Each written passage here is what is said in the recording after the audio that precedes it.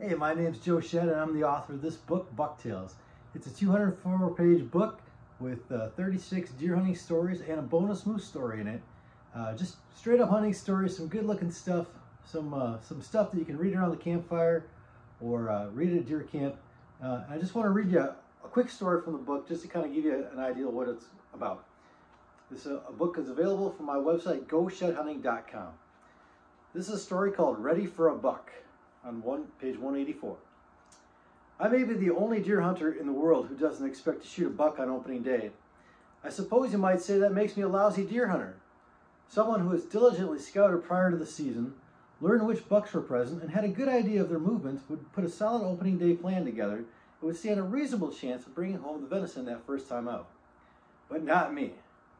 More often, the season sneaks up on me, and I hastily throw my gear together the night before opener, rummaging around frantically to find stray hunting paraphernalia.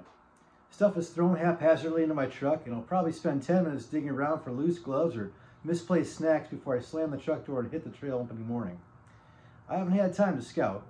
For that first sit, I'm banking on deer using the same old spots I always hunt. If there's any redemption for me, I hunt funnels, so the terrain and deer movements remain pretty static from year to year, but really I'm just hoping for the best when the curtain goes up opening morning. I stumble through the forest in the darkness, making far too much noise and slingshotting branches into my face. The shrill clang of aluminum striking chilled aluminum shatters the tranquil forest as I clumsily affix my climber to a birch tree. Once in position, the rifle across my lap seems awkward in my hands, and more than once I've completely forgotten to load it as I sat waiting for my buck. Distracting thoughts cloud my head, and few of them relate to deer hunting. I think about work and deadlines. I dwell on errands around home like stowing summer toys and resurrecting my winter arsenal. Sometimes I hope a buck walks through right away so I can just get deer season over with and get on to other things. Then there's that darn phone that somehow sneaks out of my pocket into my ungloved hands. I text friends to see if they're seeing anything. I simply must check Facebook to see if people I've never even met have shot a buck. And of course, everyone on Facebook has already tagged a giant. The chickadees flip by, then perch just a few feet away, but I'm too busy scrolling through Facebook to notice. Suddenly, by complete accident, I look up just in time to catch a doe sneaking through my shooting lane. I never even heard her. The phone screen goes blank in my hand. My mouth goes dry, and I hear my heart hammering in my ears.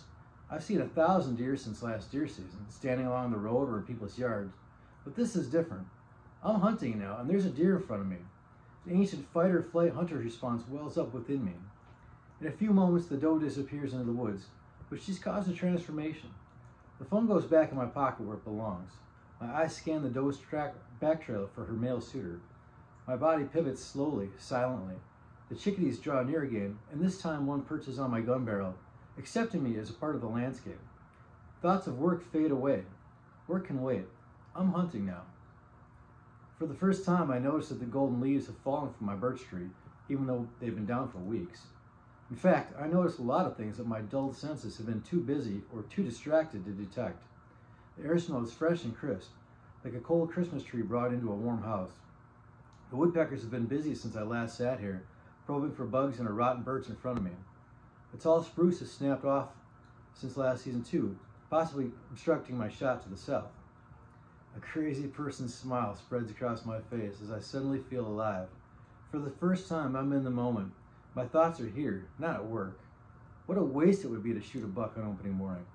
Sure, it'd be great to fill a tag, but what I really need is to restore something deep within me that's been dulled and repressed into the cold, dark recesses of my being, which a simple doe sighting has so quickly ushered back to the surface. It's a wonderful thing to sit in the woods and just be. It's a pity that it takes the excuse of deer hunting to do it. But at least I'm out here now. Right now, it's me and my thoughts, and I really don't care if a buck shows up. And it wasn't until that doe showed up that I realized I need quiet time in a tree more than I need venison in the freezer. Tomorrow morning, I'll pick my way to my stand carefully, purposefully. I'll shimmy up that birch quietly.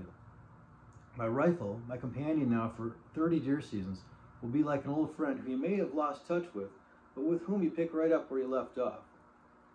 The phone will be in my pocket where it belongs. I won't care what people I've never met are shooting. I won't care about what anyone else is doing. I'll be undergoing mental therapy for the low price of a deer license in my time.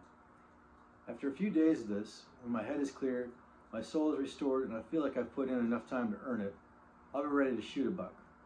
I just hope he doesn't show up before I'm good and ready for him.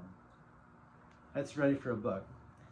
Go sheadhunting.com, pick yourself up a copy of Bucktails, bring it to deer camp, give it to your hunting buddies for Christmas. They'll love it. I'm Joe Shead, and thanks for watching.